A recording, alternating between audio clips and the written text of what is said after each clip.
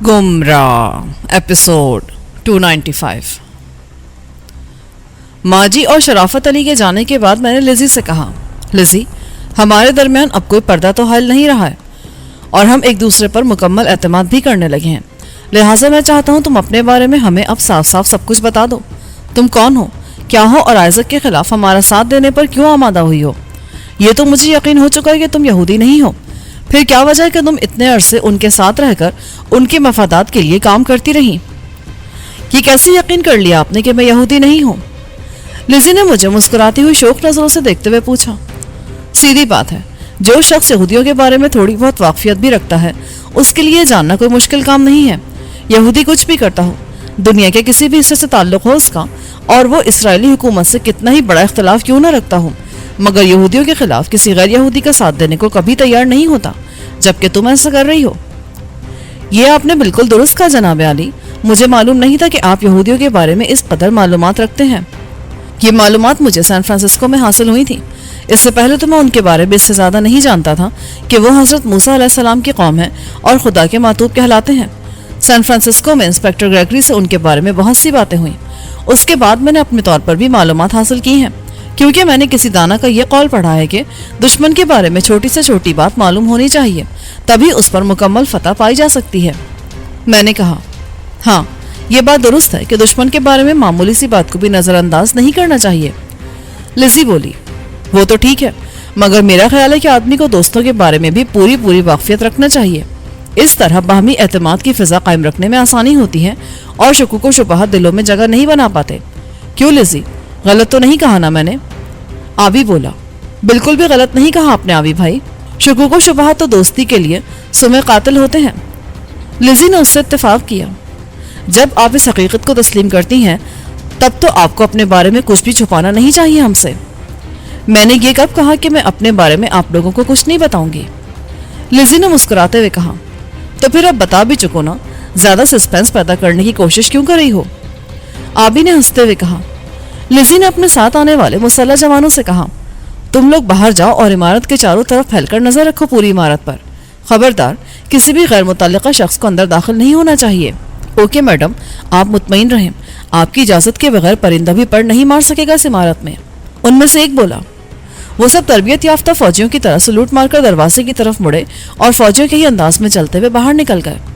उनके जाने के बाद लिज़ी चंद लम्हे खामोश बैठी, शायद दिल ही दिल में अपनी कहानी की कड़ियां जोड़ती रही। फिर उसने सर उठाकर वहां मौजूद हर शख्स का बारी बारी जायजा लेते हुए मुझ पर नजरें टिका दी। ये आपने बिल्कुल ठीक कहा जनाब अली कि मैं नस्लन यहूदी नहीं हूँ। ये बात मुझे भी अभी हाल ही में मालूम हुई है। सैन फ्रांसिस्को में आपसे मुलाकात होने के कोई 1.5 माह पहले ही मुझ पर यह इंकशाफ हुआ था और उस इंकशाफ ने मुझ में जबरदस्त तब्दीली पैदा की थी। मेरी इस मालूमात का जरिया सबब भी इंस्पेक्टर ग्रेगरी ही था। उसी ने मुझे पहली बार ये बावर कराया था कि मैं जो यहूदियों के मफादात के लिए इस कदर सरगर्म अमल हूँ, हकीकतन यहूदियुल नस्ल नहीं हूँ। आप हैरान होंगे कि ग्रेगरी को यह बात क्यों कर मालूम हुई। उसकी जुबानी अपने बारे में यह सुनकर मुझे भी ताज्जुब हुआ था और ये यकीन नहीं आ रहा था कि उसने जो कुछ कहा है वो सच है। मगर उसने बताया कि वो गुज़िश्ता 1 साल से रात दिन मेरी निगरानी करा रहा है। गुज़िश्ता 1 साल की मेरी सारी मसरूफियात, मेरा एक एक लम्हा उसके सामने है। इब्तिदा में वो मुझसे मंशियात की कामयाब स्मगलर की हैसियत से वाकिफ हुआ था और मुझे स्मगलिंग के माल समेत पकड़ने के लिए ही मेरे पीछे लगा था। हमारे काम करने का तरीका ऐसा था कि वो मुझे पकड़ने में कभी भी कामयाब नहीं हो सका था, लेकिन मेरी दिन रात की निगरानी के नतीजे में कुछ ऐसे लोग भी उसकी निगाहों में आ गए जिनकी निगरानी करने के बाद ग्रेगरी को मेरे बारे में हक़ाइक़ का इल्म हो गया।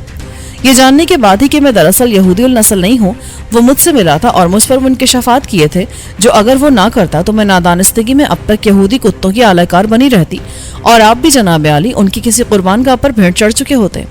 आर्थर फिनली ने मुझे आपके साथ लगाया इसलिए था कि जब आप तंजीम के लिए सूदमंद ना रहें तो आपको दुनिया से रुखसत कर दिया जाए, लेकिन मैं आपसे मुलाकात होने से पहले अपनी हकीकत को पा चुकी थी। लिहाजा मैंने आर्थर के मंसूबे पर अमल करने के बजाय एक नया मंसूबा बनाकर उस पर अमल करना शुरू कर दिया। यही वजह है कि आप आइज़क से खुली दुश्मनी मोल लेने के बावजूद जिंदा सलामत हैं। ये तुम बिल्कुल ठीक कह रही हो। तुम्हारी फराहम करदा मालूमात की वजह से मैं बहुत सी नागहानी आफात से महफूज रहा हूँ, वरना आइज़क जैसे खूंखार भेड़िए ने तो मुझे चीर फाड़ कर रख दिया होता अब तक। मैंने एतराफ़ करते हुए कहा, लेकिन तुमने अब तक ये नहीं बताया कि ग्रेगरी ने तुम पर क्या इंकशाफात किए थे और तुम्हारी असलियत क्या है। वही बताने जा रही हूँ अब मैं आपको। एक रात सैन फ्रांसिस्को के क्लब में ग्रेगरी मुझसे मिल बैठा। یہ تو میں جانتی تھی کہ وہ وہاں محکمہ پولیس میں انسپیکٹر ہے، مگر اس وقت تک یہ نہیں پتا تھا مجھے کہ وہ بھی مجھے جانتا ہے۔ میں کلب میں اپنے ایک بوائے فرینڈ کے ساتھ بیٹھی شیمپین کی ہلکی ہلکی چسکیاں لگاتے ہوئے ڈانسنگ فلور پر محو رقص جوڑوں کو دیکھ رہی تھی جب گریگری نے میرے قریب آ کر رقص کے لیے مجھے اپنی پارٹنر بنانے کی خواہش کا اظہار کیا۔ پولیس اور دیگر سرکاری محکموں کے ہر سطح کے افسران کو شیشے میں اتارنے کے لیے ان سے مل بیٹھنا ہماری ضرورت بھی تھی اور ہمارے بڑوں کی ہدایت بھی۔ چنانچہ میں نے گریگری کی خواہش کا احترام کرتے ہوئے فوراً اس کے ہاتھ میں اپنا ہاتھ دے دیا۔ وہ مجھے لے کر رقص کرنے والے ہجوم میں شامل ہو گیا، مگر جلد ہی میں نے محسوس کر لیا کہ وہ رقص کرتے ہوئے غیر محسوس طریقے پر مجھے ساتھ لے کر ایک علیحدہ اور پرسکون گوشے کی جانب بڑھ رہا ہے۔ میں نے دیکھا کہ شکار خود جال میں پھنسنے پر مائل ہے تو مجھے اپنی کامیابی کا 100% یقین ہو گیا اور میں کوئی اعتراض کیے بغیر اس کے ساتھ تنہائی میں چلی گئی۔ ہم وہاں سبزہ میں ایک بینچ پر جا کر بیٹھ گئے تو گریگری مسکراتے ہوئے بولا، جانتی ہو مس فنلی، میں تمہیں اپنے ساتھ اس ویران گوشے میں کیوں لایا ہوں؟ میں نے بھی مسکراتے ہوئے جواب دیا، اب میں اتنی بھی نادان نہیں ہوں کہ مجھے آپ کے اس طرف آنے کا مقصد معلوم نہ ہو۔ میں جانتی ہوں نوجوان تنہائی میں اپنا حال دل کہنے کو لڑکیوں کو اس طرح لے کر آتے ہیں۔ وہ ہلکا سا قہقہہ لگانے کے بعد بولا، لیکن میں ان لوگوں میں سے نہیں ہوں مس فنلی۔ دوسرے یہ کہ میں چونکہ پہلے سے ہی شادی شدہ ہوں، اس لیے میں اس مقصد کے تحت تمہیں یہاں نہیں لایا ہوں جس کے لیے نوجوان ادھر آتے ہیں۔ اچھا؟ میں نے چونک کر اسے دیکھا اور سنبھل کر بیٹھ گئی۔ مجھے یہ اندازہ لگانے میں ذرا بھی دیر نہ لگی کہ وہ کوئی بہت ہی اہم بات ہوگی جس کے لیے پولیس انسپیکٹر مجھے یہاں لایا ہے۔ میں نے کہا، پھر آپ مجھے یہاں کیوں لے کر آئے مسٹر گریگری؟ میں تمہیں یہ بتانے کے لیے یہاں لایا ہوں کہ تم اب تک جو زندگی گزارتی رہی ہو وہ ایک مصنوعی زندگی ہے۔ یہ زندگی تمہاری اپنی زندگی ہرگز نہیں ہے۔ کیا تمہیں اس حقیقت کا علم ہے؟ اس نے نہایت سنجیدہ اور مضبوط لہجے میں کہا۔ پہلے تو میں سمجھی کہ شاید وہ مجھ سے کسی قسم کا مذاق کر رہا ہے، مگر اس کے چہرے پہ سنجیدگی دیکھ کر میں بھی سنجیدہ ہو گئی۔ مصنوعی زندگی سے آپ کی کیا مراد ہے؟ آپ یہ بتانا چاہ رہے ہیں کہ میں مر چکی ہوں اور مجھے مصنوعی طریقے پر زندہ رکھا جا رہا ہے؟ میرا مطلب ہے مصنوعی سانس وغیرہ کے ذریعے۔ مگر یہ کیسے ممکن ہے؟ میرے علم میں تو… وہ میری بات کاٹ کر بولا، نہیں، میرا مطلب یہ نہیں ہے۔ میں یہ کہہ رہا ہوں کہ تمہاری موجودہ زندگی وہ نہیں ہے جو ہونی چاہیے، یعنی تم اپنے والدین، اپنے عزیز و اقارب سے الگ تھلگ ایسے لوگوں کے ساتھ رہ رہی ہو جن سے تمہاری کوئی تعلق، کوئی قرابت داری نہیں ہے۔ یہ سارے رشتے مصنوعی رشتے ہیں۔ آرتھر فنلی تمہارا باپ نہیں ہے۔ اس کا یہ انکشاف میرے لیے کسی خوفناک دھماکے سے کم نہ تھا۔ میری آنکھیں حیرت کی زیادتی کے باعث پھٹی کی پھٹی رہ گئیں۔ ذہن کو اتنا شدید جھٹکا لگا تھا کہ چند لمحوں کے لیے جیسے میری قوت گویا سلب ہو کر رہ گئی۔ میں گمسم بیٹھی اسے دیکھے جا رہی تھی۔ یہ کیا بات تھی؟ کیا یہ بات کسی ایٹمی دھماکے سے کم تھی کہ وہ لوگ جن کے ساتھ میں نے اپنا بچپن گزارا، جنہوں نے میری تعلیم و تربیت کی، وہ میرے اپنے نہیں تھے؟ وہ آرتھر فنلی جس نے میرے اوپر شدید محنت کی تھی اور مجھے مختلف تربیت گاہوں میں تربیت دلوائی تھی کہ میں ہر فن میں طاق ہو گئی تھی، جس نے میرے لیے ہر طرح کا عیش و آرام مہیا کیا تھا اور شناخت کے لیے مجھے اپنا نام دیا تھا، وہ آرتھر میرا باپ نہیں تھا۔ گریگری نے مجھے ایک دم آسمان سے اٹھا کر زمین پر پٹک دیا تھا۔ وہ سارے رشتے ناتے جن پر میں برسوں سے فخر کرتی آئی تھی اور جن کے لیے میں ہر دم ہر عذاب سے گزرنے کے لیے تیار رہتی تھی، سراب تھے۔ یہ میں تسلیم کرنے کے لیے تیار نہ تھی۔ میں نے بمشکل اپنے دل و دماغ میں اٹھنے والے طوفان سے خود کو بچانے کی کوشش کرتے ہوئے کہا، یہ آپ کیا کہہ رہے ہیں مسٹر گریگری؟ یہ کیسے ہو سکتا ہے؟ آرتھر فنلی میرے والد نہیں ہیں تو انہوں نے کس رشتے سے اس قدر لاڈ پیار کے ساتھ میری پرورش کی ہے؟ کیوں میری تعلیم و تربیت کی ہے؟ کیا میں ان کی لے پالک ہوں؟ اگر ایسا ہے تب بھی وہ میرے والد ہی ہوئے نا؟ نہیں مس فنلی، ایسی بھی کوئی بات نہیں ہے۔ آرتھر نے آپ کی دیکھ بھال یا تعلیم و تربیت آپ کی بھلائی کے لیے نہیں کی۔ اس میں اس کا اپنا مفاد ہے، اس کی تنظیم کا مفاد ہے اور پوری یہودی قوم کا مفاد ہے۔ میں سمجھی نہیں، آپ کیا کہہ رہے ہیں؟ اپنی قوم کے مفاد کے لیے کام کرنا تو ہر انسان کا فرض ہے مسٹر گریگری۔ پھر اگر میں یا کوئی بھی یہودی ایسا کرتا ہے تو آپ لوگ اس پر اعتراض کیوں کرتے ہیں؟ میں نے کہا، مجھے یہ احساس ہونے لگا تھا کہ گریگری مجھے صہیونیت کے مفاد کے لیے کام کرنے سے روکنے کی خاطر ایسی باتیں کر رہا ہے مجھ سے۔ وہ بولا، بے شک ہر شخص پر اس کے ملک، اس کی قوم کی طرف سے کچھ ذمہ داریاں عائد ہوتی ہیں جنہیں پورا کرنا اس کا فرض ہوتا ہے۔ تم بھی اگر نسلاً یہودی ہوتی یا اس حقیقت سے واقف ہونے کے باوجود کہ تمہارا بنی اسرائیل سے کوئی تعلق نہیں ہے ان کے لیے کچھ بھی کرتی تو مجھے یا کسی بھی شخص کو کوئی اعتراض نہ ہوتا، لیکن میں جانتا ہوں کہ ایسا نہیں ہے۔ یہ کیا فضول بکواس ہے؟ میں نے چراغ بہا کر کہا، آرتھر فنلی سے میرے رشتے کی نفی کرتے کرتے اب تم میری قومیت کو بھی جھٹلانے لگے ہو، میری شناخت کی نفی کرنے لگے ہو۔ ہو سکتا ہے مسٹر فنلی سے میرا کوئی رشتہ نہ ہو، میرے والدین، میرے عزیز و اقارب کوئی بھی ہوں، لیکن یہ نہیں ہو سکتا کہ میرا دین یہودیت کے سوا کوئی اور ہو۔ میرے یہودی ہونے میں کوئی شبہ نہیں ہو سکتا۔ مسٹر گریگری، میں ایک یہودی گھرانے سے تعلق رکھتی ہوں۔ میری تمام تر تعلیم و تربیت یہودی انداز میں ہوئی ہے. آپ کو شاید پتہ نہیں ہے کہ ہم یہودی کبھی کسی غیر قوم کے فرد کو اپنے میں شامل نہیں کرتے. ہم کسی ایسے شخص کو یہودی تسلیم ہی نہیں کرتے جس کے آباء و اجداد یہودی نہ رہے ہوں. ایسے لوگوں کو جو اپنا دین، اپنا مذہب چھوڑ کر یہودی بننا چاہیں، انہیں ہم کبھی قبول نہیں کرتے، کیونکہ ہمارے نزدیک ایسے لوگ جو اپنے اجداد کے دین اور بزرگوں کے عقائد سے منہ موڑ کر کسی اور دین میں شامل ہو جاتے ہیں، کبھی قابل اعتبار نہیں ہوتے. جن لوگوں کو کوئی لالچ یا کوئی مصیبت عقائد تبدیل کرنے پر آمادہ کر سکتی ہے، ایسے لوگ ہمیشہ خطرناک ثابت ہوتے ہیں. وہ اپنے ذرا سے فائدے یا نقصان کی خاطر پوری قوم کے لیے بربادی کا باعث بن سکتے ہیں. لہٰذا یہودیوں نے دوسرے مذاہب کے لیے اپنے دروازے ہمیشہ بند رکھے ہیں. وہ میری یہ جذباتی تقریر سن کر کبیدہ خاطر یا بددل ہونے کے بجائے مسکراتے ہوئے بولا، یہ تم نے صحیح کہا ہے کہ یہودی کسی غیر یہودی کو اپنے مذہب میں شامل نہیں کرتے، لیکن شاید تم یہ نہیں جانتی کہ یہودیوں کی بین الاقوامی تنظیم یہودا غیر اقوام کے ایسے لاوارث بچوں کو جن کی عمریں بہت ہی کم ہوں، یعنی 2-3 سال تک کی عمر کے بچوں کو اپنی سرپرستی میں لے لیتی ہیں اور ان کی پرورش بالکل اپنے بچوں کی طرح کرتی ہیں، اور پھر جوان ہونے کے بعد ان سے تخریب کاری، اسمگلنگ وغیرہ قسم کے خطرناک کام لیتی ہیں. انہیں خصوصی طور پر ایسے ہی کاموں کی تربیت دی جاتی ہے تاکہ اس طرح کے کاموں کے لیے کوئی یہودی اپنی جان کو خطرے میں نہ ڈالے. یہودا کو ایسے پرخطر کاموں کے لیے قربانی کے بکروں کی ضرورت رہتی ہے، اور تم جیسے لوگ اسی لیے رکھے جاتے ہیں. یقین نہیں ہے میری باتوں پر تمہیں تو گھر جا کر کسی پرسکون جگہ پر بیٹھ جانا اور اپنی پوری زندگی کو آموختے کی طرح دل میں دہراتی چلی جانا. تمہیں جلدی معلوم ہو جائے گا کہ تمہارا تعلق بھی قربانی کے انہی جانوروں میں سے ہے. اب تک تم نے آرتھر کے کہنے پر جتنے بھی کام کیے ہیں وہ سب ایسے ہیں کہ جن کی تکمیل کے بعد تمہیں ایک نئی زندگی ملنے کا احساس ہوا ہے. گریگری کی اس بات نے میری زبان کو جیسے تالا لگا دیا. میرا ذہن تیزی سے پیچھے کی طرف دوڑنے لگا. ماضی قریب اور بعید کے وہ تمام خوشگوار اور ناخوشگوار لمحے جنہیں میں پیچھے چھوڑ آئی تھی، ایک ایک کر کے میرے ذہن کی اسکرین پر ابھرتے جا رہے تھے، اور ہر لمحہ، ہر پل، ہر واقعہ گریگری کی تائید کرتا نظر آتا تھا.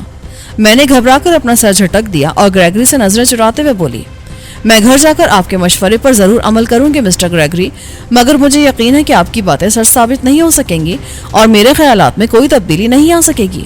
یہ کہتے ہوئے میں خود بھی اپنے لہجے کا کھوکھلاپن محسوس کر رہی تھی. گریگری نے بھی پوری طرح اسے محسوس کیا تھا اور اس کے لبوں پر فتح مندی کی مسکان ابھر آئی تھی. وہ بولا، میری باتوں کی صداقت تو تمہارے لہجے سے آیا ہے مس فنلی. بہرحال ایک بات کا خیال رکھنا، جب تم پر حقیقت آشکار ہو جائے تو اس کا اظہار کرنے آرتھر کے پاس نہ چلی جانا. یہ میرا کارڈ اپنے پاس رکھ لو، کسی نتیجے پر پہنچنے کے بعد مجھ سے مل لینا. اس نے اپنا وزٹنگ کارڈ نکال کر مجھے تھما دیا اور کھڑے ہوتے ہوئے بولا، چلو اب واپس چلے، زیادہ دیر ہو گئی تو تمہارے سرپرست مشکوک ہو جائیں گے. پلیز مسٹر گریگری آپ جائیں، میں ابھی کچھ دیر تک یہیں بیٹھوں گی، یہ جگہ مجھے بہت اچھی لگتی ہے. ٹھیک ہے، جیسے تمہاری مرضی، گریگری نے کہا اور وہاں سے رخصت ہو گیا. اس کے جانے کے بعد میں نے ایک بار پھر اپنے ماضی کو کھنگالنا شروع کر دیا. ابتدا سے ایک ایک دن کے ایک ایک پل کا حساب کرنا شروع کیا اور میرے دل و دماغ میں جیسے بھونچال آ گیا. اس رات کے کئی گھنٹے میں نے اسی نیم تاریک گوشے کی نظر کر دیے، اور جب میں نے وہ جگہ چھوڑی تو اس وقت گریگری کی ہر بات کی تصدیق ہو چکی تھی. مجھے اپنی اہمیت اور حیثیت کا پورا ادراک ہو چکا تھا. یہ جان لینے کے بعد کہ میں واقعی آرتھر کے اشاروں پر ناچنے والی کٹ پتلی سے زیادہ نہیں ہوں، اور میری حیثیت قربانی کے اس جانور جیسی ہے جسے قربان کرنے سے پہلے خوب اچھی طرح کھلا پلا کر تیار کیا جاتا ہے تاکہ ضرورت پڑنے پر اسے قصائی کے حوالے کر کے اپنی طرف آنے والے ادبار کا رخ موڑا جا سکے. یہ تو میں جانتی تھی کہ تنظیم یہودا کے پاس قربانی کے ایسے بے شمار جانور ہیں، لیکن یہ انکشاف مجھ پر اسی رات ہوا تھا کہ خود میرا شمار بھی ایسے ہی جانوروں میں ہوتا ہے. آرتھر کے ذاتی آفس کی کلماری میں ایسی بے شمار فائلیں بھری پڑی تھیں جن میں مجھ جیسے لوگوں کے سارے کوائف درج تھے. آرتھر چونکہ سان فرانسسکو میں تنظیم کا سربراہ تھا، اسی لیے اس ریاست میں موجود ایسے تمام لوگوں کی فائلیں اسی کی تحویل میں رہتی تھیں. قاعدہ یہ تھا کہ ایسے تمام لوگ جو دانستہ یا نادانستہ طور پر تنظیم کے اعلی کار ہیں اور ان کا تعلق بنی اسرائیل سے نہیں ہے، یعنی وہ نسلاً یہودی نہیں ہیں، ان کی باقاعدہ ایک فائل تیار ہوتی ہے جس میں تفصیل کے ساتھ اس شخص کی پوری سرگزشت موجود ہوتی ہے. کس قوم سے اس کا تعلق ہے، اس کے والدین کون تھے، کس ملک اور کس مذہب سے تعلق تھا ان کا، وہ شخص کب اور کن حالات میں تنظیم کے پاس پہنچا، تنظیم نے اس کی تعلیم اور تربیت کس شخص کے ذمہ لگائی، کن کن مراکز میں اس کی تربیت ہوئی ہے، کون کون سے فنون میں اس نے مہارت حاصل کی ہے، کہاں سے اور کتنی تعلیم اس نے حاصل کی ہے، کون کون سے کام اس سے لیے گئے ہیں، کتنی کامیابیاں اس نے حاصل کی ہیں اور تنظیم کے لیے وہ کتنا سود مند ہے، کن کن ممالک اور شہروں میں اسے کیا کیا ذمہ داریاں سونپی جا چکی ہیں، اب کہاں ہے اور اب کیا ذمہ داری اس کو سونپی گئی ہے. یہ ساری تفصیل اس فائل میں موجود ہوتی ہے. اس فائل کو اس شخص کے سرپرست کے پاس بھی بھیجا جاتا ہے تاکہ وہ اس کی مصروفیات اس میں درج کرتا رہے، اور اس شخص کی موت کے بعد یہ فائل ضائع کر دی جاتی ہے. मुझे यकीन था कि मेरे बारे में भी आर्थर के पास जरूर ऐसी फाइल मौजूद होगी, लिहाजा मैंने फैसला कर लिया था कि फाइल तलाश करके अपने बारे में जरूर मालूम करूंगी कि मैं कौन हूँ, मेरे वालिदैन कौन थे और इन लोगों ने मुझे कहाँ से किन हालात में हासिल किया था। खुशकिस्मती से जल्द ही मुझे इसका मौका भी मैसर आ गया।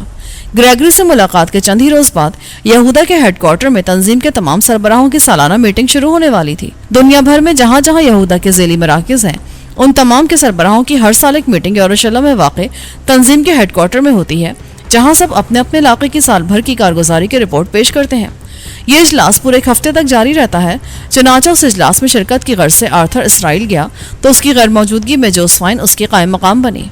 जोसफाइन यूं तो बड़ी तेज तरार और हर दम चौंकिना रहने वाली औरत है, लेकिन शराब उसकी बहुत बड़ी कमजोरी है और ये उसका मामूल है कि रात को वो नशे में बदमस्त होकर सोती है। उसके हाथ से जाम उस वक्त तक नहीं छूटता जब तक उसमें उसे पकड़कर उठाने की ताकत होती है। आर्थर के इसराइल जाने के बाद दूसरी ही रात को मैंने उसे खूब पिलाना शुरू कर दिया और उस वक्त तक उसके हलक में शराब उंडेलती रही जब तक वो उसे अपने हलक से उतारती रही।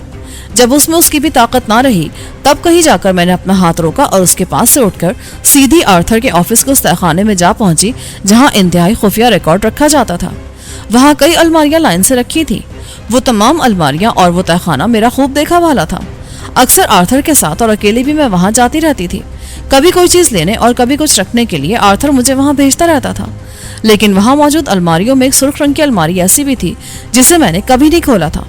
मुझे मालूम था कि उस अलमारी में मुझ जैसे आलाकारों की फाइलें रखी हुई हैं, लेकिन चूंकि मुझे अपने बारे में जरा भी शुबा नहीं था, लिहाजा मैंने कभी ये जानने की कोशिश नहीं की कि अलमारी में मौजूद फाइलों में क्या कुछ है। आर्थर के मातहत ऐसे जितने भी लोग काम कर रहे थे उनके बारे में आर्थर ने खुद ही मुझे सब कुछ बता रखा था। दरअसल ये भी उन लोगों की बड़ी कामयाब चाल है। वो हर आदमी को दूसरे के बारे में बाखबर रखते हैं और उसे ये हिदायत कर देते हैं कि ये राज उन लोगों पर जाहिर नहीं होने देना। इस तरह हर शख्स अपने आप को दूसरों से अलग तस्वुर करता रहता है, किसी के बारे में कुछ जानने की जुस्तजू नहीं करता और सबके साथ इस यकीन के साथ काम करता रहता है कि तंजीम की तरफ से उस पर उन सब की निगरानी की जिम्मेदारी भी आयद है। इस तरह तंजीम की जानिब से कोई निगरान न होने के बावजूद भी हर आदमी की निगरानी होती रहती है।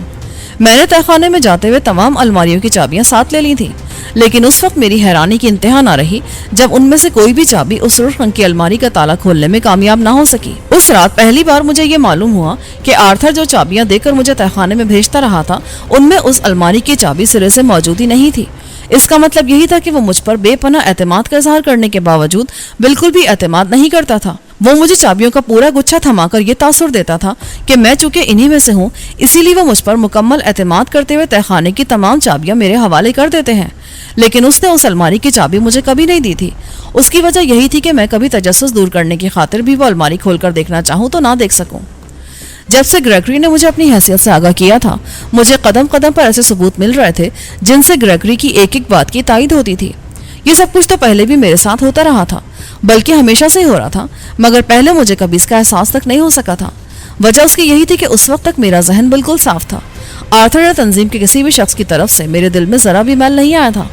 अब दिल का शीशा जरा सा धुंधलाया था तो ना सिर्फ अपनी बल्कि दूसरों की शक्लें भी साफ दिखाई देने लगी थी। मैंने बहुत कोशिश की, कोई 2 घंटे तक अलमारी के ताले से मैं उलझती रही, मगर ताला किसी भी तरह ना खुल सका। ताला तोड़ना मेरे लिए बहुत आसान था, मगर इस तरह चोरी खुल जाने का अंदेशा था। मैं नहीं चाहती थी कि आर्थर को मुझ पर जरा सा भी शुबा हो। चुनाचे उस रात 2 घंटे से ज्यादा उस ताले से सर फोड़ने के बाद मैं बिला आखिर नामुराद तहखाने से वापस आ गई। दूसरे दिन मैंने ग्रेगरी से उसके घर पर मुलाकात की और उसे सारी बात बताकर उससे मदद की दरख्वास्त की। मैंने कहा, मिस्टर ग्रेगरी, आपने जहां मुझ पर इतनी मेहरबानी की है, थोड़ी सी मेहरबानी और कर दें और मुझे ये बता दें कि मैं किस मुल्क और किस कौम से ताल्लुक़ रखती हूँ। मेरे वालिदैन कौन थे? वो बोला, मुझे अफसोस है मिस फिनली, इस बारे में मैं आपको कुछ नहीं बता सकता क्योंकि मुझे कुछ मालूम ही नहीं है। तो फिर आप इतना कर दें कि आज रात मेरे साथ चलकर किसी तरह वो अलमारी खोल दें जिसमें मेरे बारे में तमाम मालूमात बंद हैं। बोले, क्या आप ये काम कर सकते हैं? कोशिश करूंगा। एक शख्स से मैं वाकिफ हूँ जो हर तरह के ताले खोलने में माहिर है। अगर तुम पसंद करो तो मैं उसे तलाश करके ले आता हूँ। वो तुम्हारे साथ जाकर उस अलमारी का ताला खोल देगा। तो क्या आप मेरे साथ नहीं जाना चाहते वहाँ? मेरी वहाँ जरूरत नहीं पड़ेगी तुम्हें, खामखा साथ चलने की क्या जरूरत है? नहीं मिस्टर ग्रेगरी, मैं आपके सिवा किसी और आदमी पर एतबार करने को तैयार नहीं हूँ। आप नहीं चलेंगे तो मैं किसी और को साथ लेकर वहाँ नहीं जाऊंगी। आप नहीं जानते, ये बेहद खतरनाक काम है। जरा सी बेहतियाती हलाकत में डाल सकती है मुझे। ठीक है भाई, अगर तुम यही चाहती हो कि मैं तुम्हारे साथ जरूर चलूं तो मुझे कोई एतराज नहीं है। मैं तैयार हूँ तुम्हारे साथ चलने को, لیکن ایک بات واضح کر دوں تم پر کہ کوئی گڑبڑ ہوئی تو اس کے نتیجے کی ذمہ دار تم ہی ہوگی۔ میں سمجھی نہیں، آپ کیسی گڑبڑ کی بات کر رہے ہیں؟ کہیں آپ یہ تو نہیں سمجھ رہے کہ میں آپ کو اپنے ساتھ لے جا کر کسی مصیبت میں پھنسا دینا چاہتی ہوں؟